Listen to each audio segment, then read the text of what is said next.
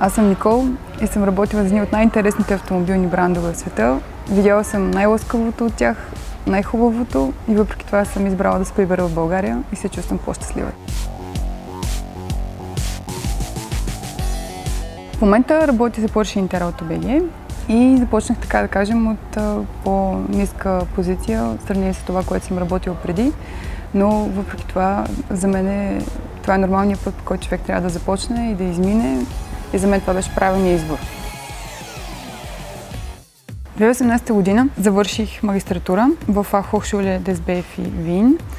Започнах кариерата си, работейки за марки като Audi, Volkswagen, Skoda и Seat, след което кариерното ми развитие позволи да се развия в интересните марки на бранша. Това са Lamborghini, Bugatti и Bentley.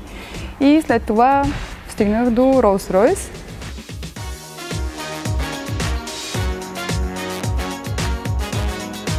Колкото повече се задълбавах, колкото повече марки сменях, толкова повече опит набирах и съответно толкова повече и познания събирах. И така разбрах, че машината като такава крие толкова много чудеса в себе си, че ти имаш да учиш цял живот за нея, за да я разбереш.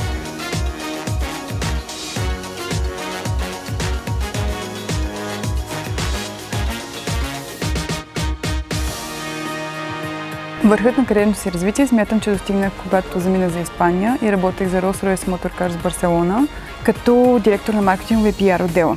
Организирах така изключително интересни събития за много влиятелни и известни хора, които се ориентираха към марката. В това число сме правили събития на плажа, правили сме събития в замъци, правили сме събития в голф игрища с различни придружаващи ивенти за тест-драйв.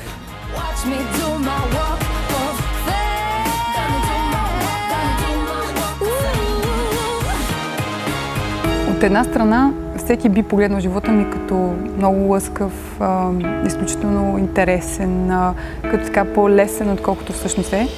Но малко хора могат да си представят колко беше трудно. Изискваше изключително много енергия, креативност, въображение. Аз трябваше да продам преживяване на човек, който има финансовата възможност да си закупи всичко.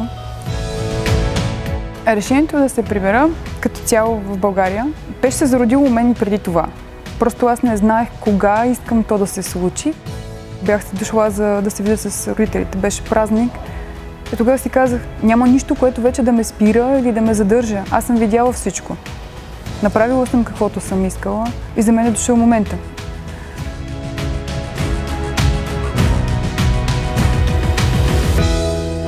Когато вече се установих обратно в България, тогава заварих промяната.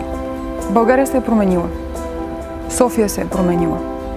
И смятам, че се е променила за положително. Защото когато аз тръгнах, да си кажа честно, не съм знала дали ще имам такова бъдеще, каквото виждам в момента.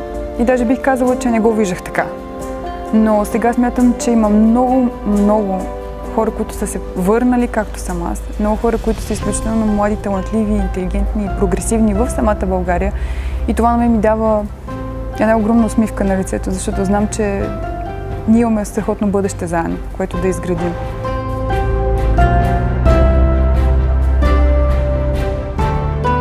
Аз дълбоко вярвам, че в България развитие за всеки го има. Стига човек да покаже, че иска, може и се старае. Аз се чувствам успешна в България. Аз съм спокойна, намирам се сред любящи хора. Имам една сфера на пълно задоволяване на всички човешки нужди. Аз съм имала работа, заплата, развивала съм се, учила съм се, но нищо от това не може да се сравни с чувството, което имам в момента тук, в къщи.